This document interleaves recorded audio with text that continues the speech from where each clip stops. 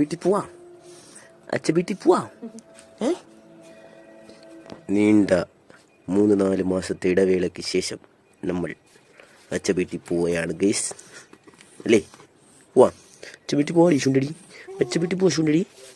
അപ്പോൾ അമ്മയ്ക്കൊക്കെ ഭയങ്കര സങ്കടമായി. 3 മാസത്തോളമായി അമ്മയെ ഇങ്ങനെ നോക്കുകയല്ലേ. അപ്പോൾ അമ്മയ്ക്കും അച്ഛനും എല്ലാം ഭയങ്കര വിഷമമാണ്. എല്ലാവരും ഭയങ്കര സങ്കടത്തിലായിപ്പോയി.